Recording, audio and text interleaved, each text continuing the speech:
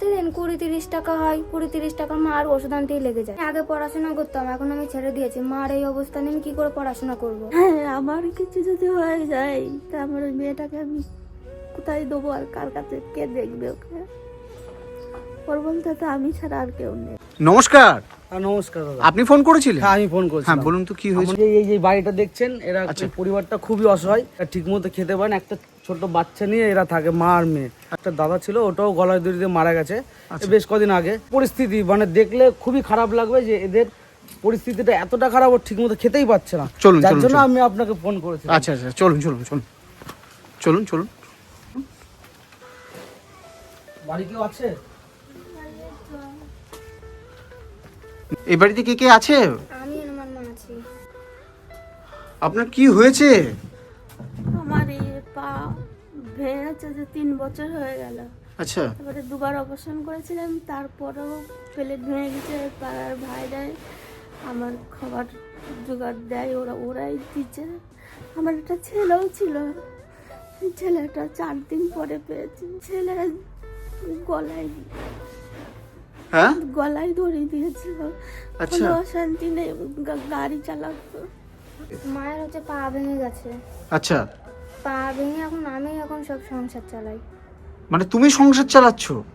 আমি ফুচকা বেলি। হ্যাঁ, ফুচকা আচ্ছা। মানে 30 টাকা করে পাই। মানে ফুচকা বেলে এক পাতা 8 টাকা করে। মানে প্রতিদিন কত টাকা ইনকাম হয়? প্রতিদিন 20-30 টাকা হয়, 20-30 টাকা মার ওষুধ আনতেই লেগে যায়। আর মার ওই ওষুধপত্র আনাই সব ওর টাক সব লেগে যায়। আর তোমার বয়স কত? বয়স 10-11 বছর হবে।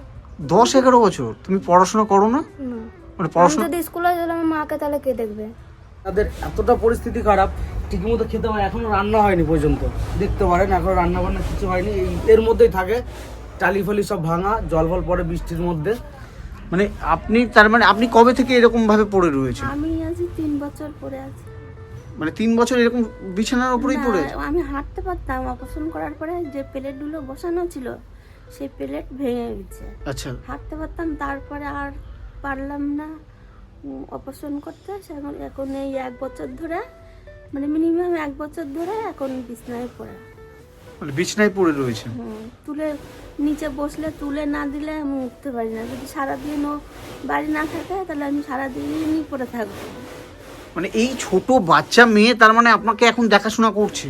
এখন কি করবে, ও ছাড়া তো আমার আর দেখার কেউ নেই। আমার ফুচকা বেলি, সকালবেলা উঠে তারপরে মার সব ওখানে সব গুছাই গাছাই দিই। হ্যাঁ। মাকে ধরে ধরে ওখানে নিয়ে যাই।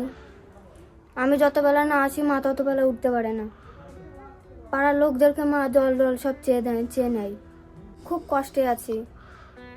মার ওষুধ আনা আমি এখন সব করি। বাড়ির সংসারে কাজ বাজ সব আমি একা করি। আর বাড়িতে তো কেউ নেই না, এখন? হ্যাঁ, শুধু আমি আর মা থাকি। মানে এই 10-11 বছরের একটা মেয়ে মানে কিভাবে এখন সংসার চালাচ্ছে? হ্যাঁ, কি বলবো দাদা, আর মানে ওর তো বাচ্চা এত বুঝতে পারছে না। ওর বিষয়টা আমি বলছি, ও 30 টাকা ইনকাম করে ফুচকা বিক্রি করে এসে মানে বেলে এসে 30 টাকা পেলে পরে এবার ওর মার 200 টাকা পার ডে ওষুধ লাগে। এবার ও 30 টাকা দিয়ে ও কি করবে? ওষুধ কিনবে নাকি ও খেতে পারবে? এরকম মানে এত একটা বাজে বিষয় হয়ে যাচ্ছে। খুবই খারাপ পরিস্থিতি। মানে ওই মহিলাটাকে দেখতে পাচ্ছেন, মহিলাটা উঠতেই পারে না বিছানার থেকে।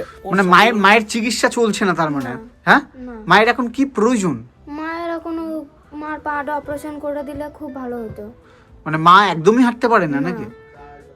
মানে এইভাবে আপনি তার মানে সারাক্ষণ বিছানার উপরেই শুয়ে দেন? হ্যাঁ, হ্যাঁ, এইভাবেই থাকি। আর ওষুধপত্র তো খেতে পারি না। কোনো টাকা পয়সা না থাকলে কি করে ওষুধ আনবো, খাবো?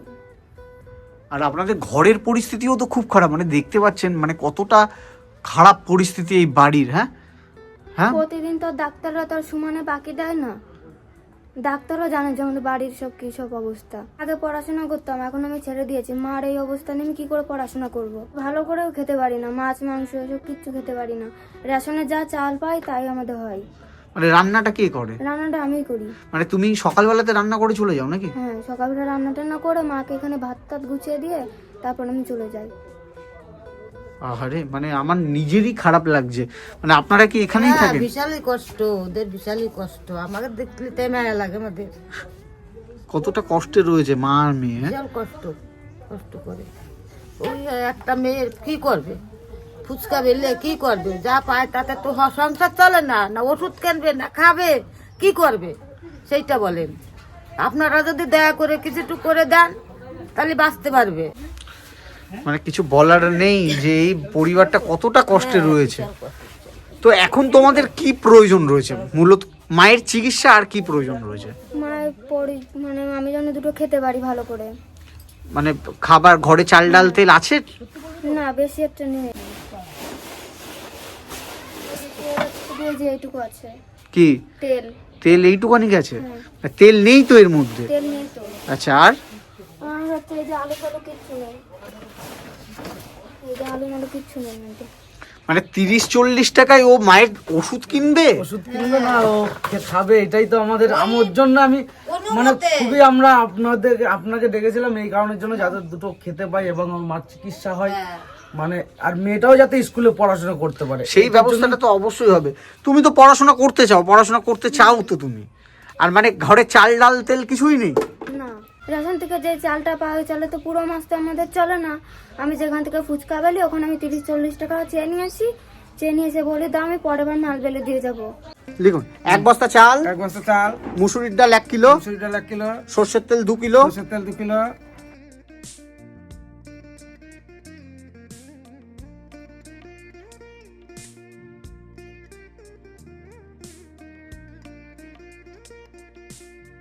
হ্যাঁ কত হয়েছে? 2219 টাকা।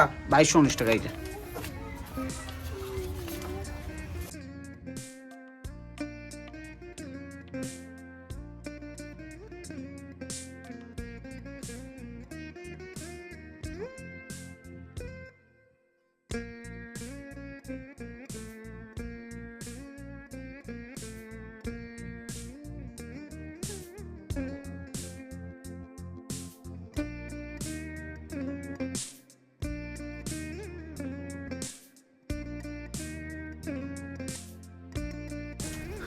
যাই হোক, আপনাদের সমস্ত মুদিখানার সামগ্রী পেয়ে গেছে, তাই তো বুনু? পেয়েছো তো? হ্যাঁ। খুশি তো? হ্যাঁ। হ্যাঁ, হ্যাঁ, বলো কতটা খুশি? অনেকটা খুশি হয়েছি। খুশি হয়েছে তো? হ্যাঁ, খুশি হয়েছে। হ্যাঁ, আমার কিছু যদি হয়ে যায় তা আমার ওই মেয়েটাকে আমি কোথায় দেবো আর কার কাছে কে দেখবে ওকে? ওর বলতে তো আমি ছাড়া আর কেউ নেই। যাই হোক, আমি এখানে কিছু টাকা, আরো টাকাও আমি এখানে কিছু দিলাম, এটা রাখুন, এই টাকাটা রেখে দিন। হ্যাঁ, এই টাকাটা দিয়ে আপনার যে ওষুধ লাগবে সেটা নিয়ে নেবেন, ঠিক আছে? আর তুমি ভালোভাবে থেকো, সাবধানে থেকো, হ্যাঁ ঠিক আছে?